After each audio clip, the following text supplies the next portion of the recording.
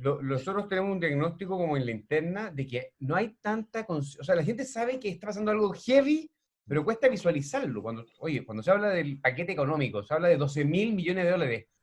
Cuando se habla de la caída de un 14,1% de IMASEC, cuesta dimensionar eso. Entonces, vamos a tratar de hacer pedagogía, más que una conversa entre economistas, es bajarlo a la gente.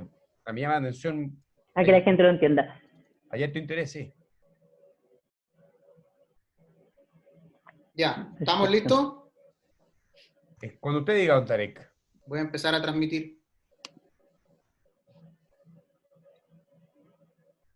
Estamos en vivo, se está sumando la gente. Usted me dice cuándo partimos, don Tarek.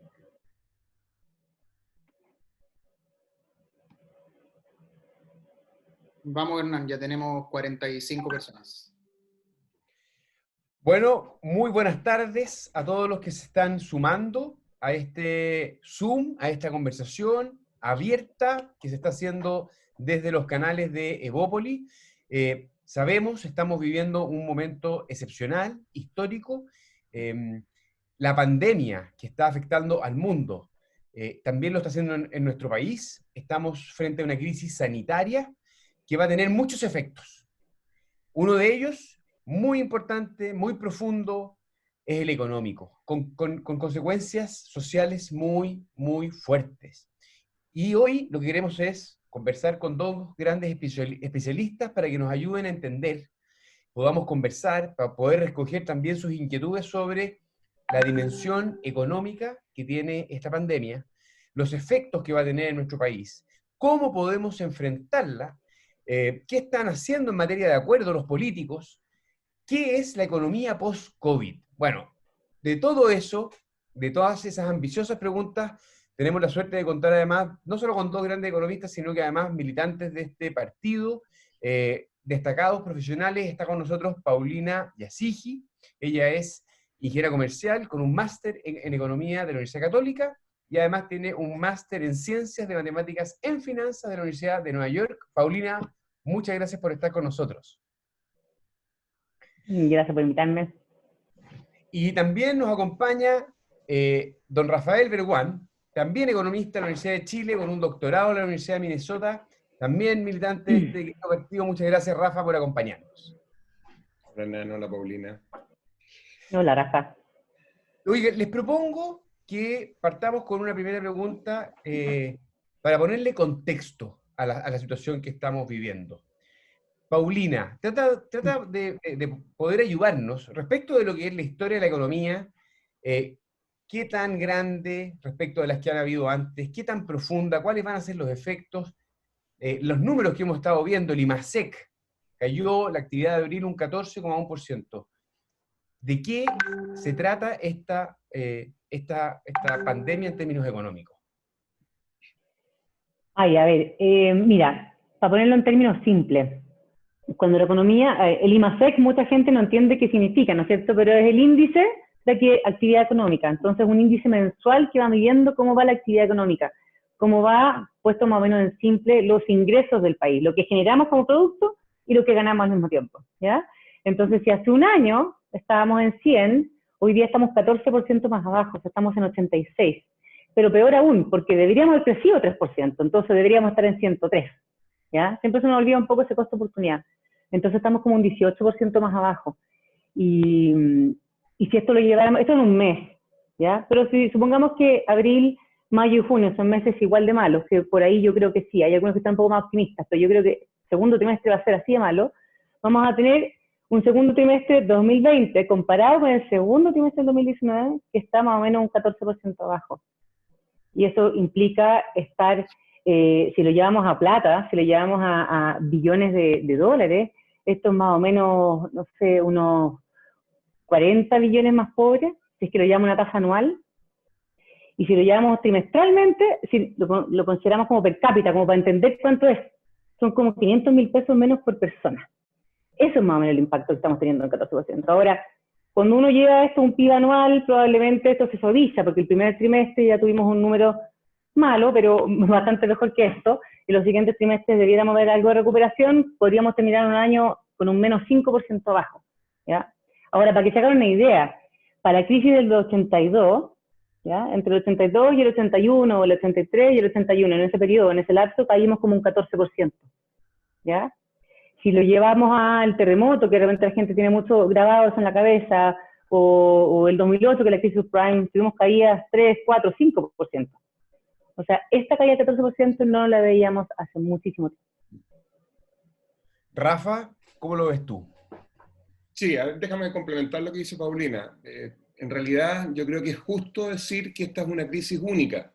No solo es única en términos del análisis de la última década, porque uno siempre dice es la peor crisis de la década, no, es peor que eso. Tampoco es única en términos de que es la peor crisis de esta generación, 20 o 30 años. Lo decía Paulina, si uno se remonta al 82, ve números parecidos, pero como estamos partiendo y las características de este problema involucran lo sanitario y lo económico no depende de sí mismo, no depende de tomar buenas o malas decisiones solamente, sino que depende primero de que se resuelva lo sanitario, y ahí la incertidumbre es máxima. La OMS hace solo un par de meses atrás tenía un discurso muy distinto al de hoy, y como dijo el New York Times la semana pasada, básicamente nadie sabe qué va a ocurrir en ese ámbito todavía. Entonces, en ese contexto, yo creo que uno tiene derecho a decir que esta es una crisis que, parado hoy, parece ser la peor que hemos enfrentado en un siglo, desde la Gran Depresión del año 29. Y déjame mencionar dos cosas más porque creo que es única. Es única porque tiene una característica que es muy inusual. En general, las crisis ocurren en el lado de la demanda. Las personas dejan de consumir, las empresas dejan de invertir.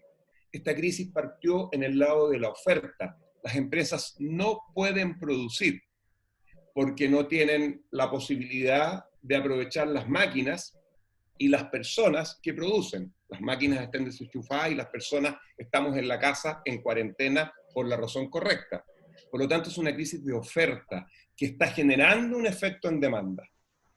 Un último punto, y eso hace que sea una crisis entonces, Hernán, de una no solo profundidad, pero una amplitud en términos de que afecta a todos los sectores, exportadores o no, comercio, agricultura, con distinta magnitud, pero a todos los sectores, y eso no lo habíamos visto en la historia económica, ni siquiera el año 29, que terminó siendo muy profunda, pero que tenía la característica de estar más concentrada. Lo último que digo, lamentablemente, para motivar la discusión que viene y la conversación posterior, en un aspecto esta crisis no es única, y es que como todas las crisis, le pega más fuerte a los más pobres. O sea, es la gente más frágil la que más sufre en estos momentos, los que tenemos la posibilidad de tener ahorro, de estar en un lugar cómodo, de estar bien abrigados, tenemos una despensa llena de comida, lo pasamos mal, pero lo pasamos nada de mal al lado de cómo lo pasan miles y miles, cientos de miles de personas que siempre en momentos como este no tienen ninguna posibilidad de defenderse por sí mismos. Perdona, pero para agregar a eso, Rafa, agregar lo tuyo, lo que dijiste, además, muchos, sobre todo los trabajadores más calificados, tienen la posibilidad del teletrabajo. Y los no, por lo tanto, eso es una cosa más para agregar lo que dijiste tú. Eso es muy cierto. Sí. Oigan, muchas gracias a ambos. No cabe duda que estamos frente a algo que además ha ido cambiando respecto de nuestras propias expectativas, ¿no? Primero nos dijeron, mira, esto duraba un tiempo corto, luego se ha ido extendiendo, no son 12 semanas, y luego vamos viendo de que es hasta que se descubra la vacuna, y por lo tanto el gobierno, en nuestro caso, empezó a desarrollar una serie de medidas, ¿cierto? Y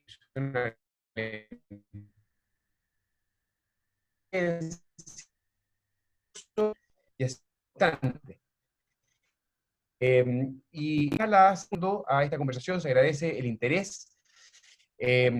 Y les quiero contar, ¿cierto?, que hay un panel de preguntas y respuestas donde todos los que están aquí pueden hacerle preguntas a los invitados, y nosotros más adelante y al final, esta conversa va a ser de 1 hora aproximadamente, vamos a hacerla intensa pero apretadita. Vamos a tomar preguntas de ustedes para que también puedan participar, ¿de acuerdo? Entonces, preguntarles por lo que está haciendo el gobierno, las medidas, a quiénes van, y por qué surge esta reflexión de vamos a necesitar un esfuerzo mayor, ¿cierto? El ministro Briones nos decía tantas veces, oiga, no me pidan gastarme todo aquí y ahora, tengo que guardar cartuchos. Paulina, ¿por qué se está haciendo? ¿Qué se está haciendo? ¿Y por qué hay que guardar cartuchos? A ver, ¿puedo partir por qué hay que guardar cartuchos? Por Sí, favor. creo que es la más relevante, porque al final lo que siempre nos decían en economía, el primer día de clase en economía, que te dicen, la economía se trata de asignar los recursos porque son escasos, ¿no es cierto? O sea, si tú tuvieras recursos, digamos, no escasos y tú tuvieras todo, ¿cierto?, saliendo de los árboles, no tenés ningún problema. Si nosotros tuviéramos fondos eternos para gastar, entonces, ¿para qué nos complicamos? No prioricemos siquiera, vamos y saquemos todos los paquetes fiscales necesarios. Pero obviamente eso no es la realidad, no es la realidad de un país como Chile, que es pequeño, que nos gusta compararnos con la OCDE, pero igual somos bastante más pobres que la OCDE, siendo que somos más ricos que nuestros vecinos. Por lo tanto, es súper importante cuidar y medir lo que vamos gastando en lo fiscal. Ahora, ojo que yo creo que la disciplina fiscal es súper necesaria, pero cuando estamos en crisis hay que hacer un poquito de vista gorda, ¿ya? Y yo siempre lo comparo con, si tú tienes un hijo que está enfermo y tienes que llevarle a urgencia, tú no llegas al hospital diciéndole, mira, ¿cuál es la cama más barata y cuál es la pieza? Tú pagas nomás porque quieres que tu hijo se mejore, no estás preocupado en ese minuto. El resto del tiempo, cuando estés en tiempos más o menos normales, tú te preocupas de no gastarte toda la plata, porque justamente necesitas plata para enfrentar las emergencias. Y eso fue uno de los grandes problemas que tuvimos el año pasado con los desórdenes sociales y con todo las demandas sociales, que son muy válidas. El problema era que eran con mucha urgencia, y si bien son muy importantes, no se podían hacer todas de una vez. Entonces ahí el ministro Briones tuvo que ser súper cauto con el gasto que se hacía justamente para guardar para momentos de crisis, y 3 meses después aparece esta crisis del COVID.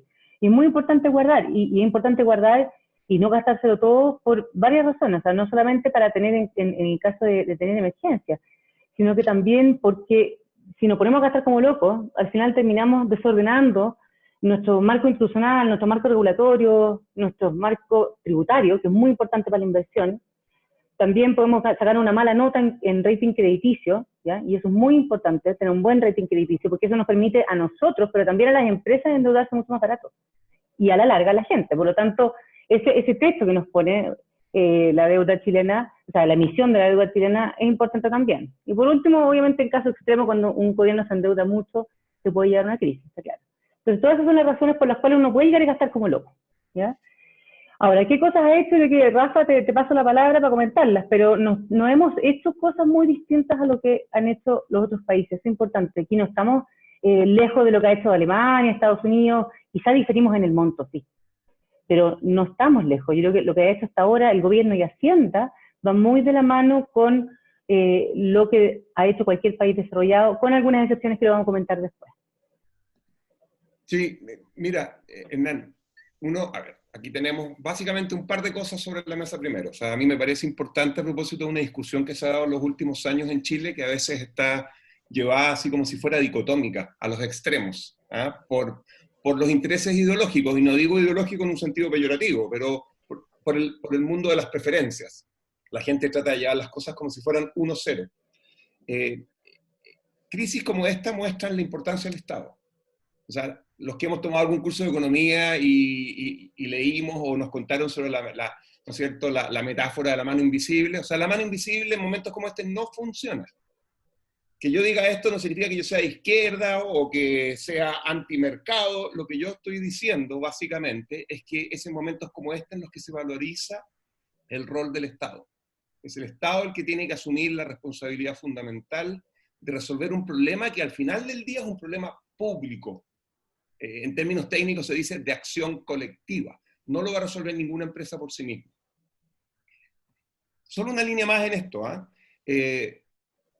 Esto no significa que el mercado no sea importante. El Estado por sí solo tampoco lo puede hacer. Lo que yo estoy tratando de decir es que al final, si queremos imaginar a un Chile avanzado, un Chile más cercano a Canadá, Nueva Zelanda, los que quieran Europa será Europa, los que quieran Norteamérica será Norteamérica, pero el mundo avanzado, si en algo se diferencia de un país como el nuestro, es que tiene un mercado y un Estado que funcionan mejor. Bueno, este es el momento en el que el Estado tiene que funcionar bien. Lamentablemente estas situaciones también ponen sobre la mesa la fragilidad del Estado y ponen un llamado de atención en la necesidad de que el Estado mejore para que la próxima vez, quizás no sea una pandemia, pero sí va a ser una catástrofe natural, esa es la realidad de nuestro país, el Estado llegue pronto y bien, ¿no es cierto?, a los que más lo necesitan. Bueno, ese es un primer comentario. Déjame hacer un comentario más, si tengo tiempo, para complementar lo de la Paulina. A mí ¿qué es lo que pasa con este Estado que no solo cumple un rol clave hoy, pero que tiene un rol clave que cumplir en general de lo social, entre otras cosas? La mayor parte de los ingresos del Estado vienen de la actividad económica.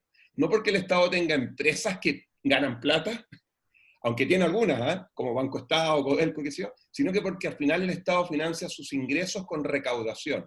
Y la recaudación viene del IVA, consumo, y viene del impuesto a las utilidades de las empresas, fundamentalmente. Y eso se ha visto enormemente afectado porque la economía, como decía Paulina, cayó 14,1% en abril. Entonces el Estado no tiene lucas en este momento, no tiene las lucas que habría tenido si estuviésemos en un momento normal. Bueno, ¿cómo puede el Estado cumplir el rol fundamental que tiene en el peor momento que estamos viviendo nosotros durante nuestra vida económica, si además ha visto reducidos sus ingresos? Bueno, la única posibilidad que le queda es usar ahorro, o endeudarse, digamos. Y es ahí donde Chile sale favorecido. Y es ahí donde uno reivindica lo que durante las últimas décadas en este país se hizo al ser prudente, al ser responsable, al decir, mira, esto es como si una familia hubiese comprado un seguro. Lamentablemente uno no compra el seguro esperando que el evento malo suceda, pero estamos en el momento del accidente, estamos en el momento de la tragedia, lamentablemente, y el seguro tiene que funcionar. Chile tiene ese seguro, porque tuvo plata ahorrada que le permite hoy día asumir este desafío. También en parte lo tiene Perú, y cuando tú vas a ver la evidencia latinoamericana, Chile y Perú aparecen como los dos países que están con los programas fiscales más agresivos. El resto está mirando para el cielo pidiendo un milagro. Qué bueno que seamos responsables. Ahora, termino con esto.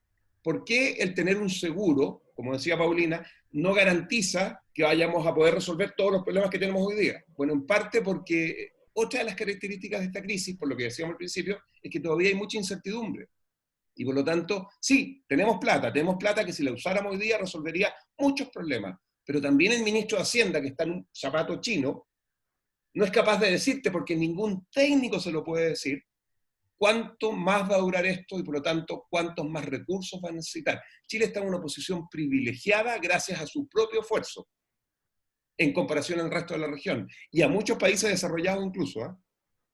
Pero no tiene la capacidad de saber todavía cuán profunda y cuán larga va a ser esta crisis. Y por lo tanto el ministro tiene que estar trabajando con esa tensión entre resolver problemas urgentes, humanitarios hoy, y al mismo tiempo guardar parte del seguro para cuánto dure esta crisis, ¿te fijas? Y esa es un poco la situación compleja en la que el pobre ministro Briones, lamentablemente, y todo el resto del gobierno están metidos en este momento. Oye, bueno, creo que es súper importante rescatar lo que fue en términos institucionales estos últimos 30 años, porque había una serie de reglas de responsabilidad fiscal que mucha gente normal mirábamos con cierta distancia, era un acuerdo como entre economistas, pero qué impresionante el sentido social que tiene, porque hoy día esa responsabilidad, esos ahorros, el ser considerado un país serio, permite efectivamente que estemos haciendo esfuerzos tan potentes como los que se están haciendo en materia económica y social. Al final, queremos ayudar a personas, a familias, a pymes, que es lo que están detrás de los números. Y de Oye, hecho... perdona, justamente como decís tú, yo quiero apoyar lo que tú decís. Esto tiene la otra cara, o sea, nosotros hemos ahorrado plata que podemos usar, pero tú usaste el concepto de país serio, y recordé que incluso si esa plata se acaba, porque hemos construido reputación y somos mirados como un país serio, van a haber otros que tienen recursos afuera, entre ellos el Fondo Monetario Internacional, que van a estar dispuestos a entregarnos recursos a un costo más bajo, porque saben que hay una probabilidad mucho más alta que Chile en el futuro pague esas deudas que asuma. Entonces, tenemos ahorro y tenemos potencial de endeudamiento también gracias a esa reputación que construimos, a un precio mucho más barato que cualquier otro país en la región. Correcto. Y ahí viene una pregunta que hay muchos que estamos tratando de entender, y es cómo enfrentar lo que viene, ¿cierto? La incertidumbre, Paulina. Y a propósito de un trabajo que hicieron un grupo de economistas que van desde gente del Frente Amplio, como Claudia Sangüesa, hasta Sebastián Edwards, un arco amplio, que en un minuto fueron bien disruptivos, ¿cierto? Y nos dijeron, oye, esto va a ser largo, esto va a afectar profundamente a las familias, va a afectar a la economía en forma muy potente. Tenemos que pensar medidas audaces, ¿ah?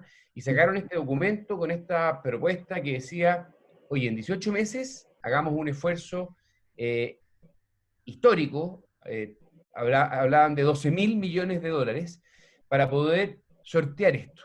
Y ustedes, ¿cierto?, también participaron en un trabajo que hizo el Centro de Estudio Horizontal, donde también se hizo una propuesta, donde se hizo un foco también, no solo en la dimensión social, porque en los próximos meses van a tener que transferirle a mucha gente que no puede salir a trabajar, o que no tiene trabajo, pero luego también está el desafío de la reactivación. Entonces, si nos pudieras contar, Paulina, un poco este acuerdo que se está construyendo, estas propuestas de los economistas, y aterrizarla un poco a idioma de ser humano normal, digamos. ¿De qué están conversando los economistas cuando se hablan de estos paquetes tan grandes? Sí, a ver, para ponerlo en contexto primero que nada, ya, para que tengan una idea, porque de repente uno se pierde con los números, muy fácil perderse con los números. Más o menos, Chile al año produce 270 billones de dólares, ¿ya? Para que tengan una noción más o menos, ¿ya?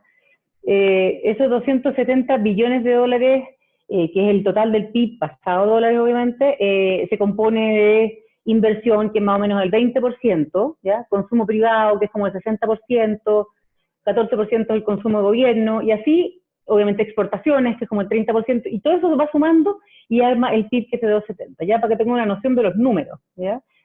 Entonces, cuando estamos hablando de un esfuerzo de 12 billones, que es lo que estaban proponiendo, ¿ya?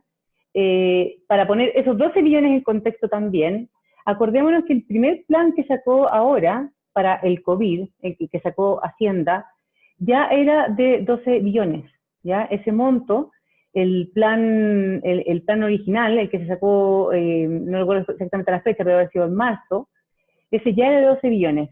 Y al poco andar, se agregaron 5 más. Por lo tanto, ya van 17 billones anunciados en un periodo, un lapso más o menos de 3 meses, ¿ya? Y eso es más o menos un 7% del PIB, ¿ya? Eso ya está anunciado. Y lo que propuso esta mesa de economistas, que había convocado al Colegio Médico, pero también salieron otras voces, la Universidad de Chile, la Católica, y otro grupo de economistas, y es justamente lo que están tratando de hacer ahora, consensuar, diciendo, oye, estamos más o menos todos hablando de los mismos lineamientos, ¿cuáles son los ejes? Un poco lo que decía tú, Hernán, ¿cuáles son los ejes que queremos destacar acá? O sea, ¿dónde tenemos que atacar? ¿De qué estamos hablando? Entonces, lo primero es, reactivemos la economía, rescatemos el empleo, ¿ya? Porque si no reactivamos la economía, vamos a estar gastando y va a ser como un saco roto.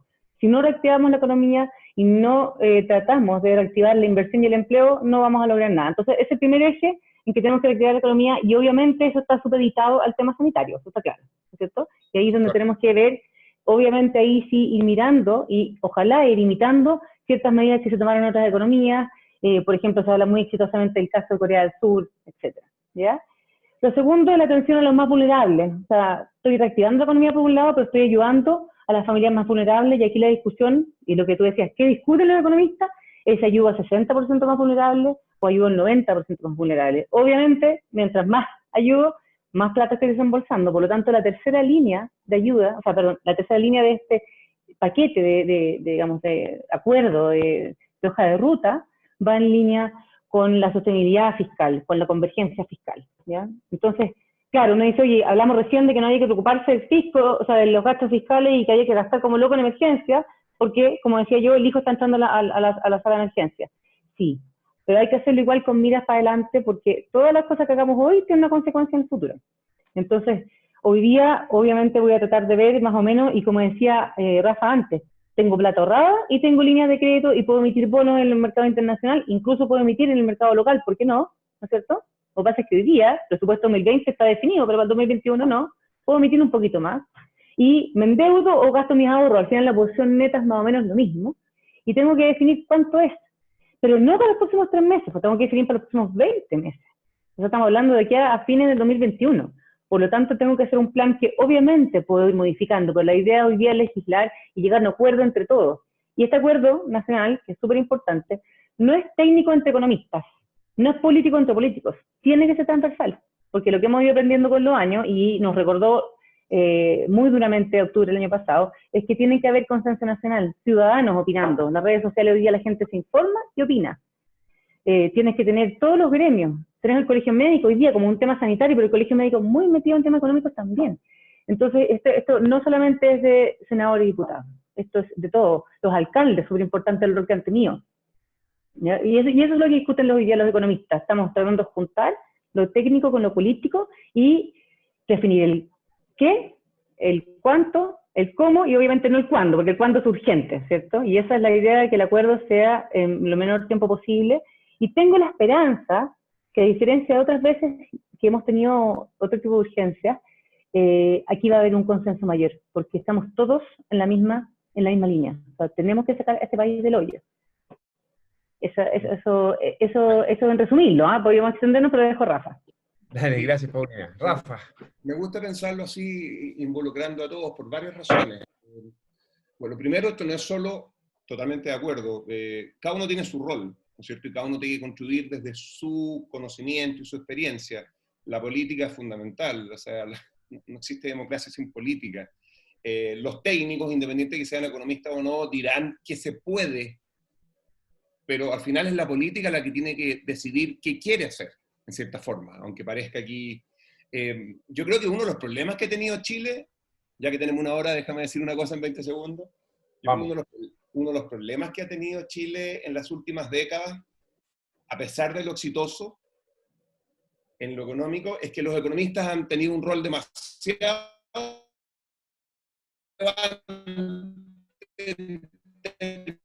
tomar la decisión final con el metro, una empresa que tiene que ir con transporte, y en la que lo económico es muy importante, pero también hay todo otro mundo, ¿eh? Que uno necesariamente no conoce. Me doy cuenta de la importancia primero de que la política y los técnicos trabajen juntos, fundamental, para que las cosas que se quieren hacer, las cosas que soñamos, tengan factibilidad de hacerse. Pero también me doy cuenta que no son solo los economistas los que tienen que participar en este debate. El problema que estamos enfrentando hoy día, por supuesto, es un problema en el que en un primer momento la urgencia es cómo darle a la gente recursos para que puedan comer. Pero a poco andar, una semana después, si uno conversa con personas que trabajan en el mundo de la salud mental, te dicen, perdóname, pero la comida no es suficiente. Aquí estamos enfrentando una crisis humanitaria que va más allá de la comida, que puede estar teniendo efectos inesperados para nosotros que no venimos de ese mundo desconocido, en la calidad de vida de la gente, y por lo tanto los expertos en salud, no solo en salud asociado al COVID, en salud mental, tienen que participar de esta mesa y tienen que decirnos cómo enfrentar esto. A mí me gustó que la propuesta que entregó el grupo de universidades, también convocada por la Mesa Social, la Chile y la Católica, porque son las dos que participaron, tiene, creo que eran 4 o 5 secciones y una es salud mental. Entonces, esta es una oportunidad, me da dolor de guata hablar de oportunidad cuando estamos viviendo un momento tan complejo. Y no quiero ser cursi y decir que toda crisis tiene una oportunidad, pero esta es una oportunidad para que, después de haber recorrido la mitad del camino del desarrollo, después de transformarnos en un país de ingreso medio alto, a pesar de todos nuestros desafíos, lo que somos, lo dice el Banco Mundial, lo dice la OCDE, empecemos a imaginarnos cómo ser un país avanzado, y para ser un país avanzado tenemos que hacer algunas cosas distintas, y parte de esas cosas distintas consisten en revalorizar la política, en poder poner en una mesa a técnicos y políticos cumpliendo cada uno el rol que tienen que tener, y también poner en la mirada técnica a profesionales de distintos ámbitos que tienen mucho que colaborar para que el país pueda avanzar en serio. Poner en la mesa al Estado y su rol y al mercado y su rol. De alguna manera esto está forzando que eso suceda. Y finalmente agregaría una palabra más que me parece que a los economistas nos importa mucho, aunque pareciera que es de otro mundo, que es la confianza. Toda la literatura técnica académica, me fui ahora al mundo de los economistas académicos, dice que sin confianza no tienes ninguna posibilidad, no importa cuánto petróleo tengas, incluso no importa cuán educada sea la población, no importa qué tan eficiente eres. Sin confianza, un país no es capaz de alcanzar niveles de acuerdo que permitan esa colaboración conjunta que al final te lleve a transformarte en algo siquiera parecido a lo que países como Canadá y Australia han logrado.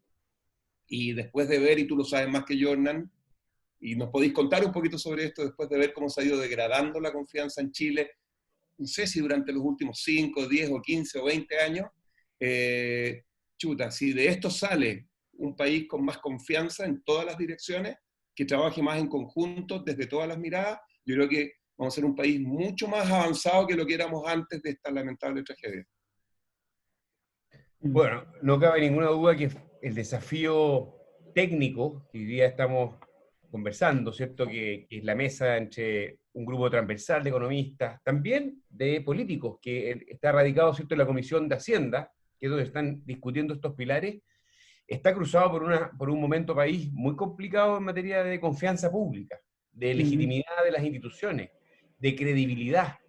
Y eso ha hecho, yo creo, difícil la gestión de esta pandemia, que venía de un llamado estallido social muy complejo, donde creo yo, bueno, podríamos debatir sobre eso en sí mismo, pero no cabe duda de que generó una fragilidad en la confianza pública, una distancia entre ciudadanos y autoridades a todo nivel, para todos los sectores, y que venía efectivamente, como en muchas otras partes del mundo, en un declive institucional y de confianza a la democracia representativa, al Congreso, a los partidos políticos, y eso hace difícil representar, hace difícil que la gente crea que las soluciones que se están construyendo, técnicos y políticos, y valoro, dicho sea de paso, que ustedes dos pongan sobre la mesa la importancia de que esta mesa sea amplia, ¿ah? Y que haya muchos actores colaborando. Eso creo yo también habla no de una, entre comillas, tecnocracia tradicional, sino de la conciencia de que son muchos los actores en sociedades complejas los que tienen que contribuir a ir dando los pasos, los cambios y las transformaciones. Así que sí, no cabe duda que ahí los políticos tenemos una tarea dura, y yo creo que ese es un tremendo desafío, ¿ah? Y después un poquito más adelante quiero pensar un poquito en el futuro, ¿ah? Pero antes de llegar a eso, preguntarles por la reactivación económica, ¿ah? Porque, entre comillas, entendemos que cuando decimos uno de los pilares va a ser apoyo social, entendemos que va a haber transferencias a las familias, ¿cierto? Pero cuando hablamos de reactivación, hay que pensar de la economía post-COVID, donde hay sectores, pienso en los restaurantes, la hotelería, el transporte, los aviones, por decir algunos, que se van a ver radicalmente modificados, y otros, la digitalización, el delivery, etcétera, potenciados. ¿Cómo hacemos un plan para reactivar el país y hacer, como dice Rafa, de esto una oportunidad? ¿Cuáles son las ventajas comparativas que podría tener Chile? ¿Cómo enfrentar un paquete de medidas que tiene que ser flexible, pero que realmente nos permitan luego salir de esta crisis económica? Paulina. A ver, bueno, yo creo que como decías tú, por la parte como de protección, yo creo que va por la línea de extender las medidas de apoyo a la familia y las pymes que hemos visto hasta ahora, y agregarle también el apoyo a independientes. Yo creo que vamos a quedar siempre cortos en ayudar. Y ojo que esto no es solamente porque se ve como medio paliativo, más que recuperativo, ¿no es cierto? Pero también ayuda, porque al final si esas personas tienen dinero para consumir, ¿no es cierto? Son parte de la reactivación de la economía. ¿Ya? O sea, digamos, no es solamente que tú estés entregando y que esa plata se pierde, sino que es parte de un sustento que tú le das a una familia y al mismo tiempo sustentas el consumo, ¿ya? Ahora, si uno piensa en la reactivación, hay una serie de medidas que se pueden hacer. Algunas son muy de corto plazo y otras tienen como los cimientos para el largo plazo. Y aquí quizá me voy a saltar un poco al punto final que querías decir tú, Hernán, que es como miremos post-pandemia, miremos qué va a pasar con nosotros a fin de año, qué va a pasar en junio del 2021. Entonces, juntando esas dos cosas, yo creo que una que sí es temporal y que creo que debe ser temporal, porque, ojo, un paréntesis, una cosa súper importante cuando uno habla de paquetes para salir de las crisis, ¿ya? Es que esto es como las 3T en inglés, ¿ya? Que traduciéndolo al español es oportuno, focalizado y temporal, ¿ya? Y lo temporal es clave, porque si nos vamos a poner a gastar como locos o vamos a hacer ciertas medidas que son para salir del hoyo, no pueden quedar permanentes. Entre ellas, lo que hemos propuesto es una rebaja de impuestos, temporal, rebaja de impuestos a las empresas. Y esto obviamente uno dice, ¿cómo? Si no tenemos plata en el Estado, el fisco está con problemas, vamos a estar rebajando impuestos. Es que yo quiero decir que es un gran impulso, al final es una situación, un win-win, ¿ya? en el sentido de que tú rebajas impuestos, efectivamente es un problema para el fisco, pero si el fisco no lo hace, no hay crecimiento, con lo cual también es un problema para el fisco. Entonces, si tú logras rebajar impuestos temporal, que sea un acuerdo de 1 año o 20 meses, el acuerdo que se llegue, transversal, empresas grandes, corporaciones grandes, empresas medianas y empresas más chicas, que tú logres eso por un buen periodo de tiempo, generas que las empresas que están apretadas de caja y además con mucho temor a invertir, empiecen a reactivar. No todas las empresas están escasas de caja, hay empresas que existen en caja, pero esas empresas no están haciendo nada porque están muertos de susto y no saben lo que va a pasar en los próximos 20 meses. Entonces tú generas un ambiente propicio para la inversión y para la contratación de personas. Una cosa importante que aquí hay que distinguir, que no lo hemos hablado mucho en Chile, siento yo. En Estados Unidos, por ejemplo, el mercado laboral es muy flexible. Entonces tú dices, mira, hay 33 millones de desempleados. Claro, porque es muy fácil despedir, pero es muy fácil contratar. Aquí en Chile es difícil despedir y por eso hemos visto todavía una tasa de desempleo que está rondando el 10%, cuando en realidad yo creo que limpiamos un poco la cifra va a ser bastante más. Pero así como es difícil echar, va a ser difícil contratar de vuelta, porque tú tienes temor de volver a echarte una planilla salarial encima que te cueste después, tú no sabes cómo viene para adelante esto, y además se está tecnologizando todo, el trabajo remoto me está permitiendo quizás hacer algo de outsourcing, voy a reducir en 30% mi planilla, no sé. Entonces, todo eso hace que esa flexibilidad laboral, al final, digamos, esa no flexibilidad, esa rigidez de poner límites al despido, también te pone límites a la contratación. Por lo tanto, una rebaja de impuestos temporal puede ayudar. Yo creo que eso es parte hoy día de lo que hemos planteado, se ha hecho en otros países, porque acá, ojo, lo que hemos hecho hasta ahora es posponer el pago. ¿No es cierto? El fisco lo que hizo fue aliviar muchos, pospuso pagos, alivió la caja de corto plazo. Acá estamos hablando de una rebaja directa, ¿ya? Eso es una de las principales, y creo que es muy importante también seguir con el apoyo a las pymes, a las empresas medianas y a las empresas grandes. Y aquí voy a ser súper directa porque incluso lo vi en las preguntas del público, Sí. de la ayuda a la TAM, a la línea aérea. Es muy difícil porque hay muchos temas políticos atrás.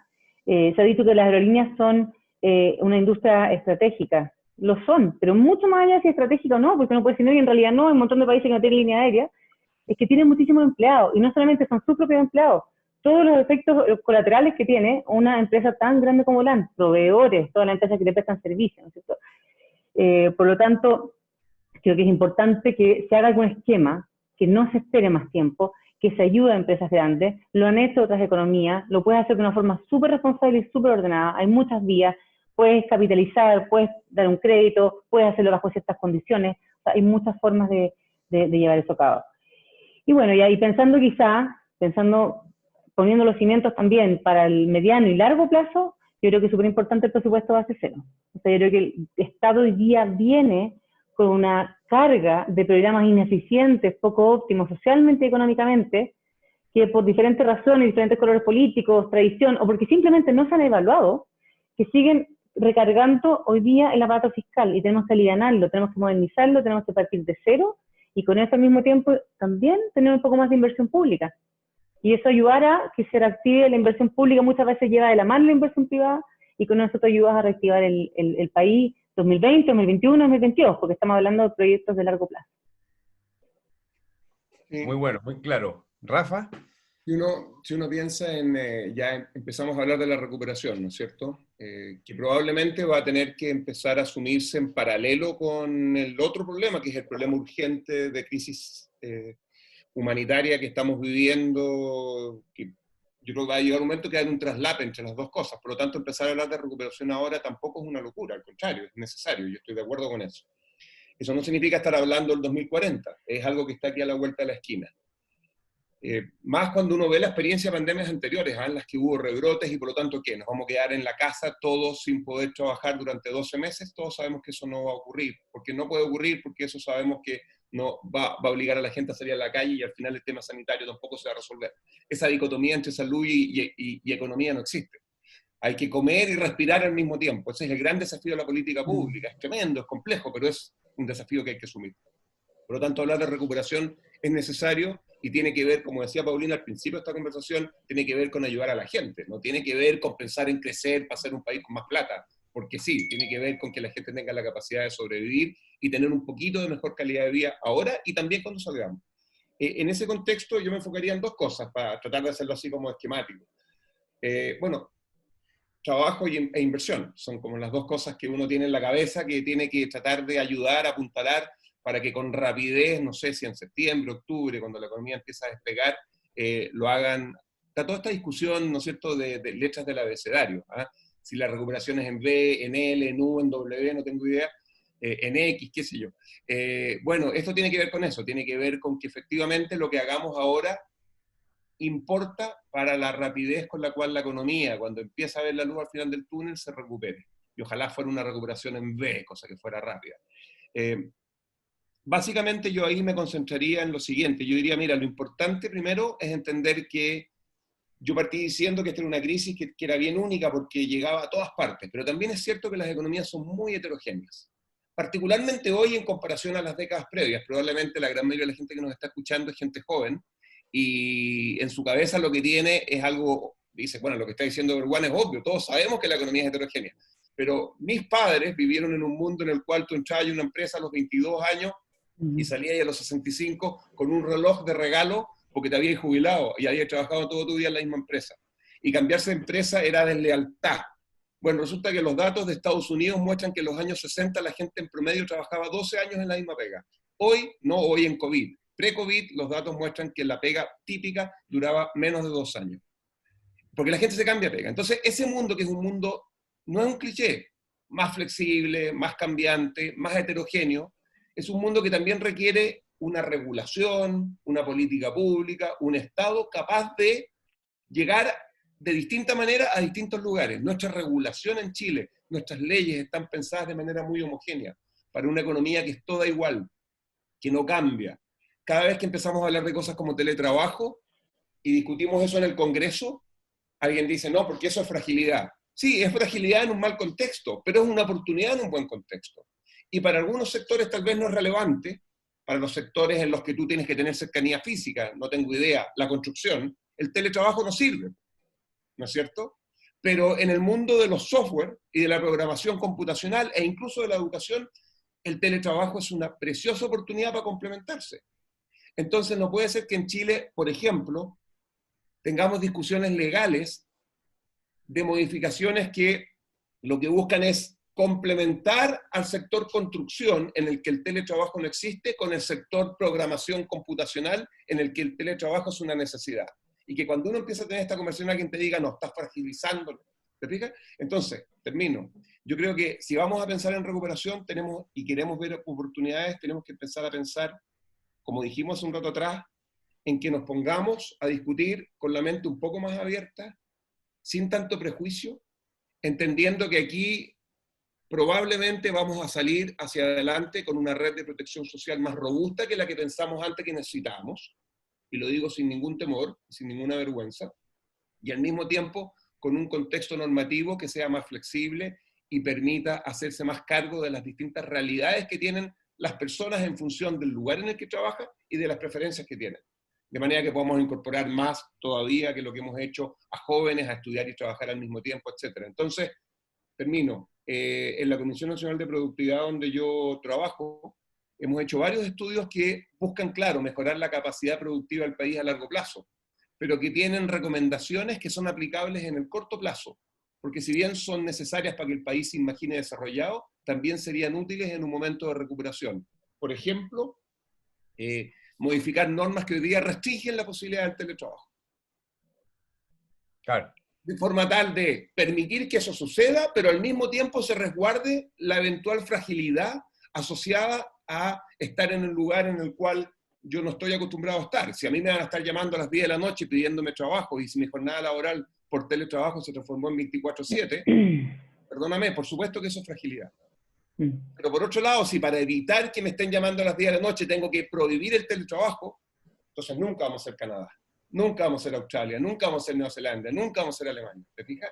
Entonces yo creo que la recuperación en parte tiene que generar en el Congreso un debate que sea un poquito más propositivo y que permita empezar a ver qué cosas tenemos que son necesarias para resguardar algunos que siguen funcionando en sectores que son más tradicionales y generar oportunidades a otros para que puedan trabajar, para que puedan recuperarse rápido, empresas que puedan surgir en sectores que son más nuevos y que funcionan de manera distinta a los tradicionales.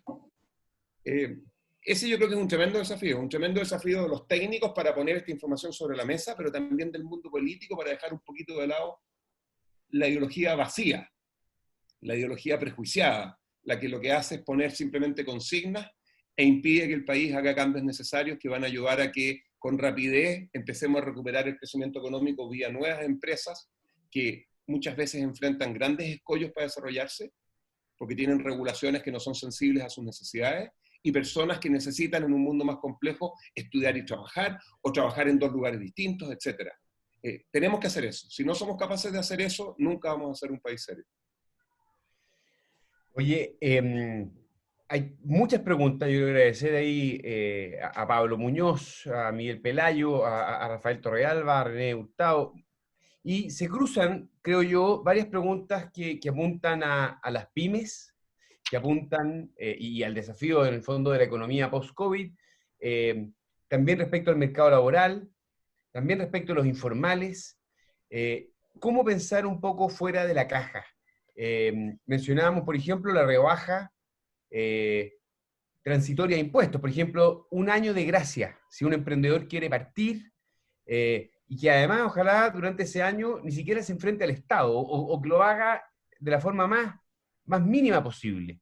Ahora, para llegar a ese lugar, siento yo que tenemos que tener una visión compartida respecto de la profundidad de esta crisis económica, y lamento a veces yo ver en el debate político, como cuando tenemos claro cuál es este foco, y decimos, el foco es reactivación, el foco es protección social, y esto tiene que hacerse en un marco de responsabilidad fiscal, que me gustaría que también, ojalá pudieran referirse brevemente a eso, porque alguien lo mencionó, ¿cierto? Lo que hagamos hoy nos va a acompañar por mucho tiempo. Pero, ¿cómo generar conciencia en el mundo político del foco que se requiere? Y las prioridades que tienen las personas, las pymes, los emprendedores, y medidas para poder hablar de ello. Algunos mencionaron aquí lo que hizo Irlanda. Nosotros desde Horizontal, desde Evópoli hemos dicho, miremos a Nueva Zelanda, sobre todo por cómo transformó profundamente el Estado. Cómo hizo que el Estado fuera una cosa de políticos, para que en realidad fuera un servicio social meritocrático y profesional, donde cuando hay un cambio de gobierno entran y salen muy pocas personas, porque los que hacen la pega realmente son profesionales de primer nivel. Entonces, Paulina, ¿cómo tú ves la posibilidad de que Chile pueda tomar medidas en esa línea más jugadas? ¿Hay un consenso? ¿Hay propuestas? Y a veces tengo la sensación de que falta voluntad política. ¿Cómo lo ves tú? A ver, lo que pasa es que pensar en el Chile de hace un año siento que es muy diferente al Chile que tenemos hoy.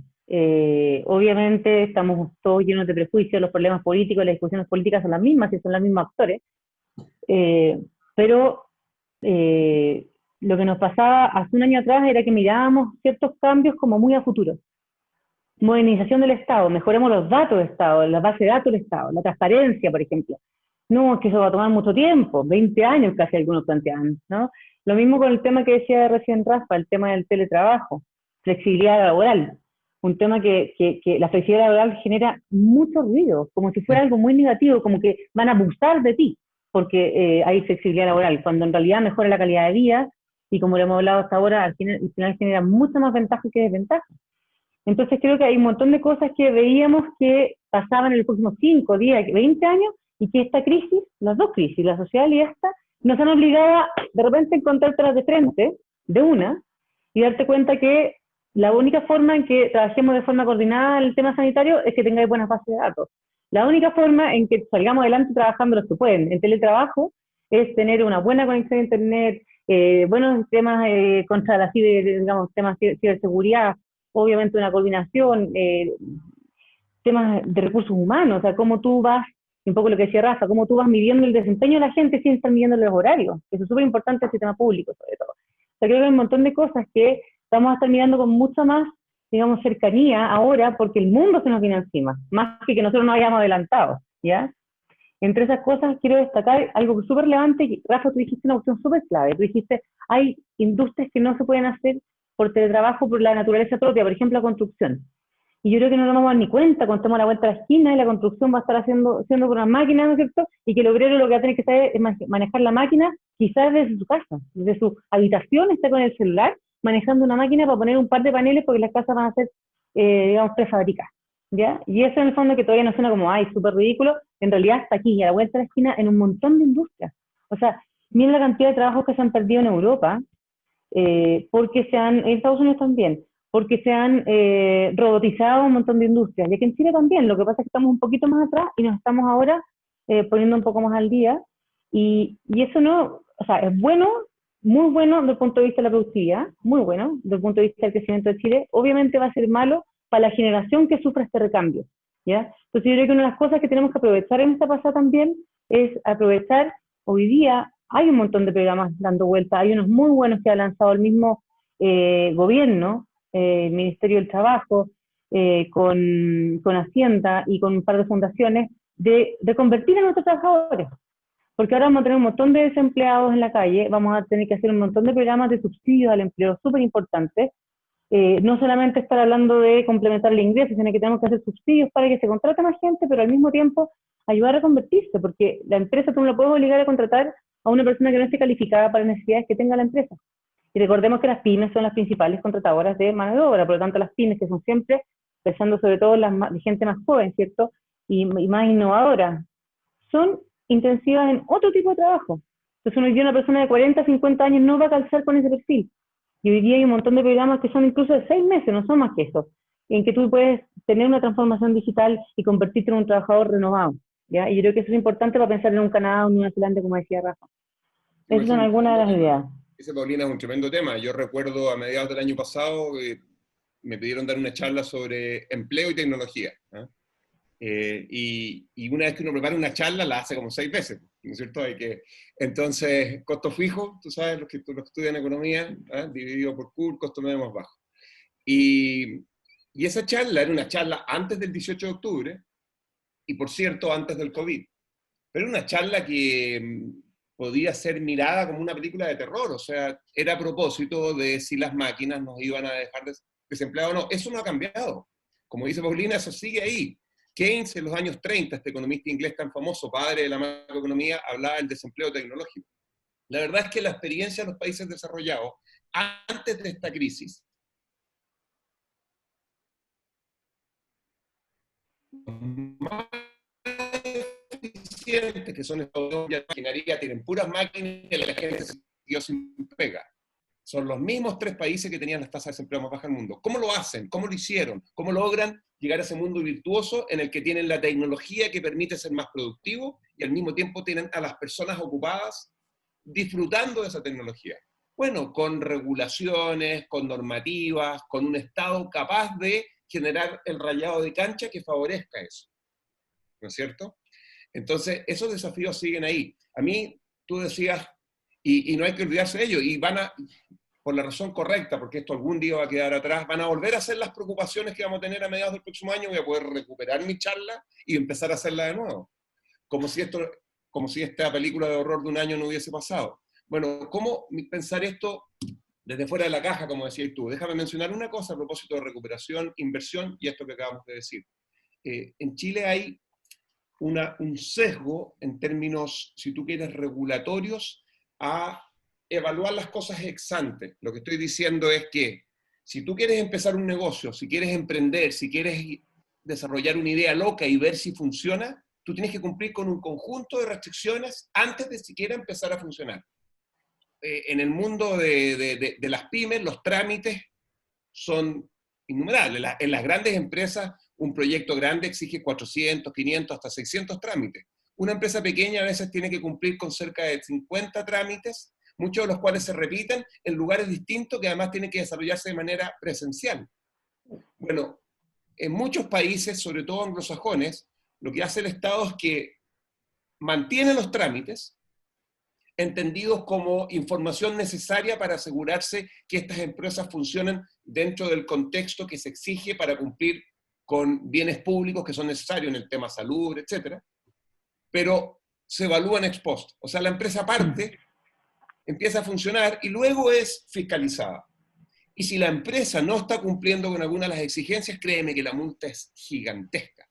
Y te vas a arrepentir por el resto de tus días de no haber cumplido como corresponde con la ley. Pero el Estado llega después. Estamos en un país en el cual el Estado no tiene la capacidad de evaluar estas cosas, impone trámites que muchas veces se repiten.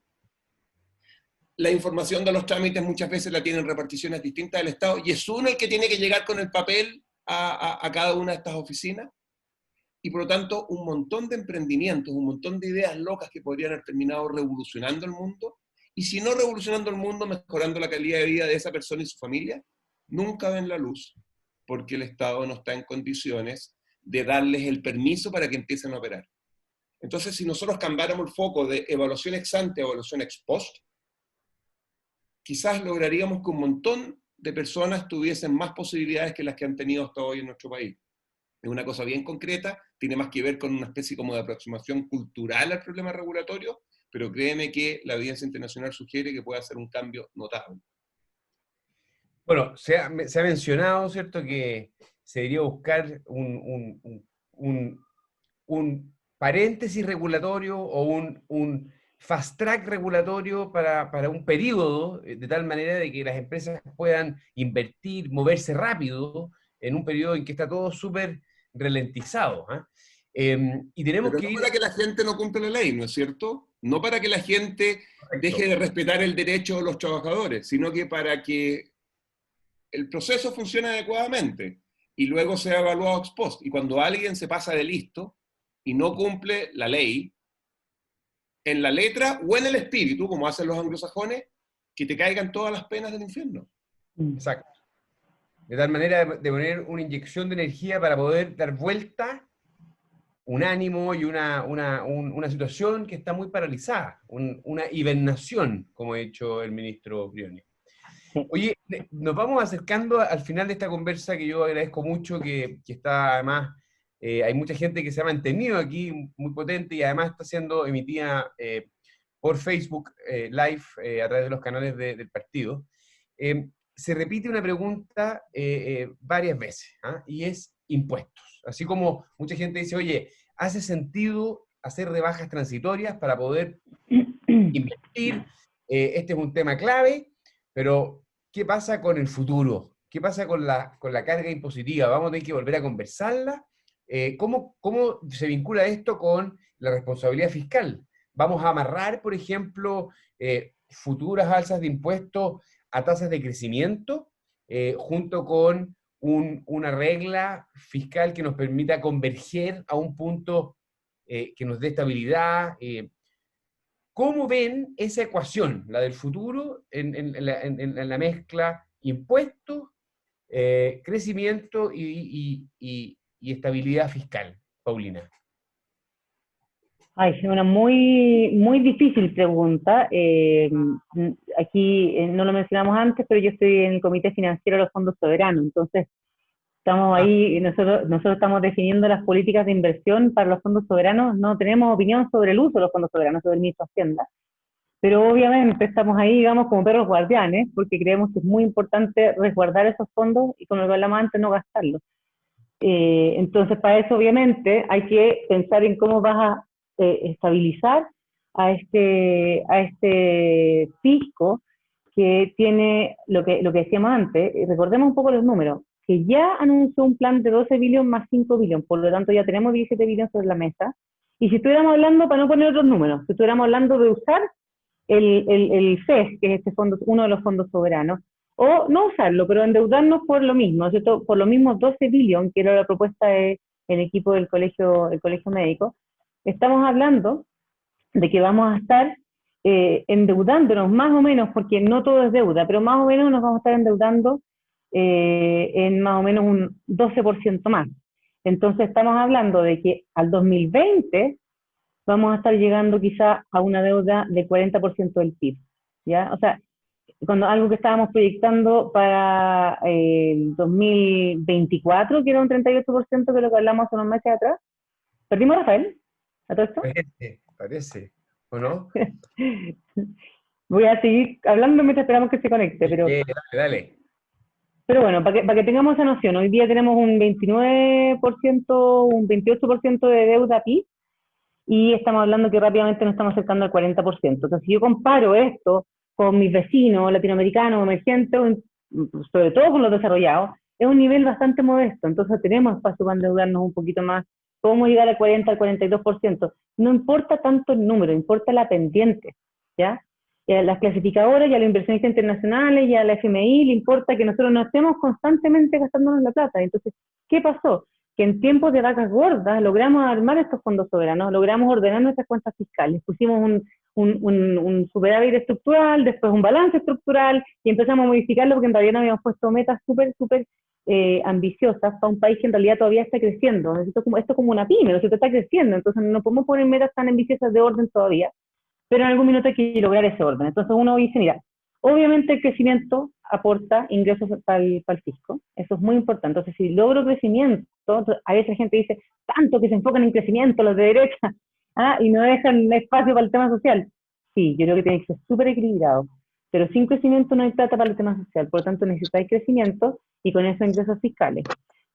Cosas muy relevantes que lo hemos dicho hasta el cansancio es alivianar el Estado, eficientarlo, limpiar las cuentas, porque yo creo que ahí hay mucho que hacer. Este gobierno fue súper estricto cuando llegó el gobierno de Piñera, todos los ministerios hicieron grandes recortes porque hay que simplificar, hay que limpiar y hay que eficientar y modernizar todo eso en conjunto, y entre medio digitalizar, y con eso también genera un montón de alivio por el lado del gasto, y focalizar un montón de gastos de programas que hoy día están haciendo, programas sociales, focalizarlos para que ese gasto sea mucho más eficiente, ¿ya? Y lo otro es, hasta ahora también habíamos tenido mucho ruido y volatilidad externa. O sea, no olvidemos, porque hemos hablado todo el rato de Chile como encerrado, y Chile depende es una economía pequeña y abierta, depende muchísimo de lo que está pasando afuera. Y en la medida que China se recupere, que no sigan los problemas, digamos, de comercio entre Estados Unidos y China, y los mercados estén un poquito más tranquilos y los commodities se recuperen, el precio del cobre se va a recuperar. Y eso va a traer alivio a las clases fiscales, que es un poco lo que hemos visto en el último tiempo, ¿cierto? Ahora, sube el precio del cobre, baja el tipo de cambio, y eso obviamente para el fisco, si uno lo toma por el lado, digamos, de los ahorros, lo perjudica, pero al final, obviamente, un mayor precio del cobre ayuda a los mayores ingresos fiscales. No vamos a depender del cobre toda la vida, la idea es justamente ir alejándonos de la dependencia que tenemos del cobre y tratando de diversificar las exportaciones para que por el lado de exportar algo no tradicional, servicios, digamos, o productos agrícolas con algo más de industrialización, logremos también diversificar nuestra matriz exportadora. Por lo tanto, yo creo que es un conjunto de cosas, que no hay una respuesta. Ahora, si la duda es, ¿vamos a tener que subir aún más los impuestos en el futuro? Eso es muy difícil contestarlo hoy día. Si es necesario, quizás hará. Pero recordemos que, y aquí todo el mundo me manda la punta del cero cuando digo esto, pero la curva del Laffer es un hecho real. O sea, si tú subes mucho los impuestos a la empresa, a los ricos, a los súper ricos, a quien quiera subirle los impuestos, ni hablar del IVA, tú empiezas a generar el efecto contrario, porque tú contraes la economía, tú desincentivas la inversión y por lo tanto al final recaudas menos. Rafa, para ir cerrando. Volví porque me había caído, pero... Sí, pero, nos dimos cuenta. Pero, oye, para ir cerrando, Rafa, ¿cómo ves tú esta ecuación del futuro entre impuestos, responsabilidad fiscal, ese desafío? Mira, no sé si me van a echar del partido, pero Ten cuidado. Pero este es un tema en el cual muy probablemente si nos juntamos todos los que estamos en Evópoli y desde la economía lo analizamos, no vamos a estar necesariamente de acuerdo en una sola cosa. Y me parece bien que sea así, o sea, no todos los temas son únicos, hay espacio para las opiniones, hay distintas visiones, hay veces que uno está dispuesto a ponerle más foco a una cosa que a otra, está dispuesto a asumir más o menos riesgo, etcétera. El tema impuesto es un tema complejo y por lo tanto la solución, te garantizo que no es una solución trivial. No pasa por llevar los impuestos a 0 o a 1, obviamente que no. Es un tema en el que tú tenés que ser capaz de recaudar más vía impuestos, voy a hablar de esto en un segundo, y al mismo tiempo, como decía muy bien Paulina, tienes también que ser capaz de eficientar el Estado, porque tienes que hacer las dos cosas al mismo tiempo. No es una o la otra. Esta mirada dicotómica que tiende a simplificar la realidad entre 1 y 0 es absurda. Más en un tema complejo como este. ¿Qué sé yo? En 2 líneas. Yo creo que vamos a tener que subir los impuestos. Ahora, obviamente que no es lo mismo subir un tipo de impuesto que otro, no es lo mismo subir el IVA que el impuesto al ingreso, no es lo mismo subir el impuesto a todas las empresas igual, al capital, etcétera. Pero ¿por qué creo que vamos a tener que subir los impuestos? No pasado mañana, pero sí en el futuro, porque la evidencia es más o menos clara que en la medida que el ingreso, que el PIB per cápita crece, los países van exigiendo, las personas van exigiendo más. Y lo que van exigiendo son bienes públicos. O sea, estamos empezando a hablar de tener ciudades decentes, porque vivimos en un país en el que la región metropolitana, la capital, 7, 8 millones de personas, en un país de 25 mil dólares per cápita, tú te mueves un poquito de ese grupo de 3 o 4 comunas y se acabaron los árboles. Esa es la realidad. Entonces, ¿quién se va a hacer cargo de eso? ¿El sector privado? ¿Cada persona de su casa va a ir y va a poner un árbol? Sí, tratemos de hacerlo, pero no va a resolver el problema completo, es un problema público. Y los problemas públicos los resuelve el Estado, no el mercado. Y el Estado va a necesitar entonces tener recursos para resolver esos problemas públicos. Parte de esos recursos saldrán de tonteras que estamos haciendo hoy día que no deberían financiarse, no cabe ninguna duda. Parte de esos recursos saldrán de un Estado más moderno, que haga las cosas mejor, aprovechando las nuevas tecnologías, no cabe ninguna duda. Pero yo creo que a la luz de la experiencia internacional, dado el rango amplio de opciones que existen entre Irlanda y los países nórdicos, por poner las tasas en los dos extremos, yo creo que la demanda por bienes públicos va a crecer mucho más que el PIB, más que proporcionalmente, dicen los matemáticos, y eso requiere recursos, y por lo tanto la carga tributaria va a tener que subir. Pero aquí está el desafío precioso y al mismo tiempo complejo. Tú puedes, subiendo los impuestos, generar un efecto muy negativo en la capacidad de desarrollo del país, y puedes, subiendo los impuestos, generar una recaudación que es bastante inocua en el crecimiento económico, pero que permite financiar estas cosas que hay que financiar y que solo el Estado puede generar. Por lo tanto, yo me la juego en que vamos a tener que subir los impuestos, y si yo tengo que dedicar tiempo, lo voy a dedicar a tratar de buscar aquellas opciones tributarias que sean lo menos dañinas, porque los impuestos efectivamente no son gratuitos. Pero pocas cosas en economía lo son, ¿te fijas? Y por lo tanto el desafío no es no subir los impuestos, es si subimos los impuestos, que tenga sentido, que sirvan para algo que la gente necesite y que cuando se hagan tengan el menor costo colateral posible, porque algún costo van a tener. Así que así veo yo la cosa para adelante. Yo he escuchado a algunos que en esa mirada, Rafa, dicen, mira, si vamos a aumentar la carga, que esté amarrado al crecimiento, ¿ah? Y que de alguna manera busquemos mecanismos para que sean incentivos que estén acompañados de buena forma. Oye, yo les quiero dar las gracias y les quiero proponer un ejercicio para despedirnos de 1 minuto para cada uno. Evópoli, con Horizontal, hemos estado jugados para ser parte de la salida de esta crisis. Hemos estado ayudando al gobierno, apoyando a nuestras autoridades. Es la dimensión sanitaria, que es naturalmente la más compleja. Salvar vidas es el primer desafío que tiene una sociedad, una comunidad, y es lo que está haciendo nuestro país y también nuestro gobierno. Pero también tenemos que, junto con hacernos cargo de esa dimensión, enfrentar lo que van a ser los efectos económicos y sociales. Vamos a seguir haciendo propuestas, vamos a seguir colaborando, y si en 1 minuto ustedes pudieran resumir y hacer una invitación respecto a esos desafíos, ¿qué mensaje le transmitirían al partido y en general a la gente que nos está viendo respecto de lo que se nos viene? Porque se nos vienen tiempos difíciles, esa es mi impresión. ¿Paulina?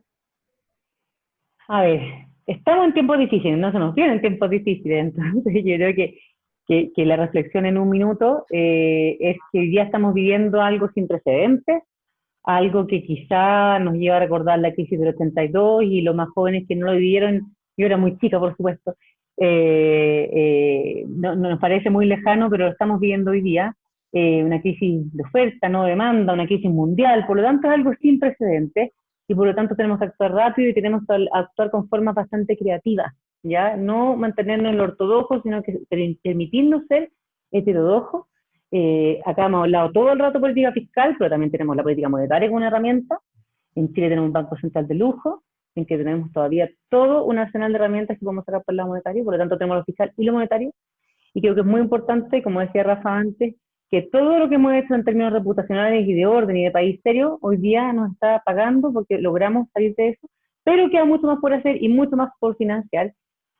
Por lo tanto, como tenemos que ser creativos, necesitamos ideas, y no solamente las ideas de nosotros, sino que en el fondo de toda la gente que siga Evópoli, que nos está escuchando ahora, a la gente que es militante o no de Evópolis, o de cualquier partido político, o de cualquier, digamos, de cualquier forma. Hoy día tú puedes acceder a cualquier, digamos, círculo o persona o economista con ideas y aportar buenas ideas, porque creo que lo más importante hoy día es eso, escuchar las buenas ideas, escucharnos entre nosotros y tratar de armar hoy día, de forma urgente, planes para reactivar la economía, pensando aquí en los próximos 3 a 6 meses, pero siempre están mirando los próximos 20 meses.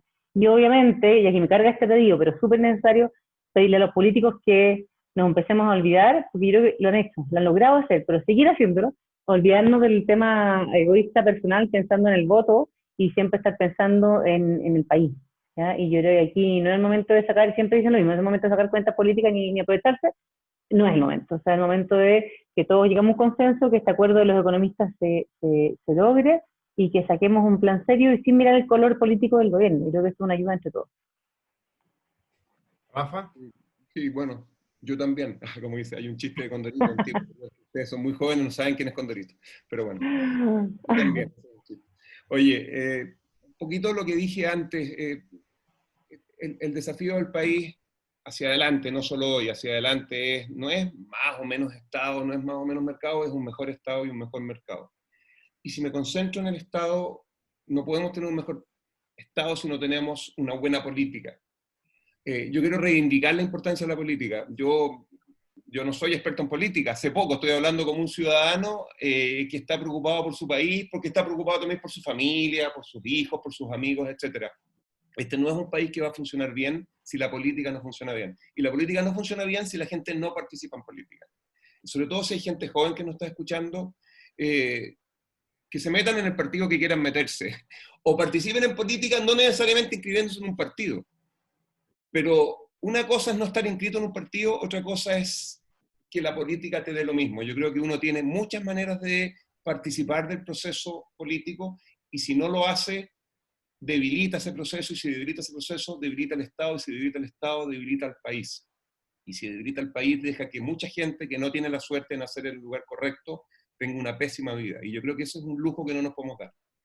Por lo tanto, ojalá la gente aproveche este momento para, qué feo decirlo, para motivarse porque están pasando cosas importantes, cosas que son necesarias, que son interesantes, construidas desde el drama, pero cosas interesantes al fin, para, desde sus distintas miradas, si son, no sé si son publicistas, si son ingenieros, si son deportistas, contribuir, porque el país necesita las miradas distintas para poder encontrar un camino que nos permita avanzar en serio y ser, al final del día, un lugar un poquito mejor que el que somos hoy. Oye, complementando a Rafa, perdona, pero complementando a Rafa, una forma de participar muy simple es ir a votar. ¿No? Yo creo que es importante que todos estemos siempre dando nuestra opinión ciudadana, el nulo y el blanco no vale de nada. Y eso es un poco saliéndonos de la conversación de hoy día, pero es igual de válido, porque después si no, ¿cómo vamos a reclamar? ¿Cómo vamos a exigir si ni siquiera fuimos a votar? Bueno, toda la razón. Próximo año es un año extraordinariamente potente en lo electoral, así que van a haber muchas oportunidades para que las personas puedan elegir esas autoridades, cambien si no les gustan, pero con participación. ¿Ah?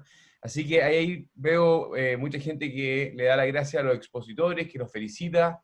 Paulina, Rafa, muchas gracias, se pasaron por este tiempo, por la generosidad. Muchas gracias por invitarnos. Y sigamos ayudando, sigamos colaborando y ojalá motivando a otros para que también vayamos siendo todos parte de este desafío, ¿vale? Así que muchas gracias y muy buenas noches.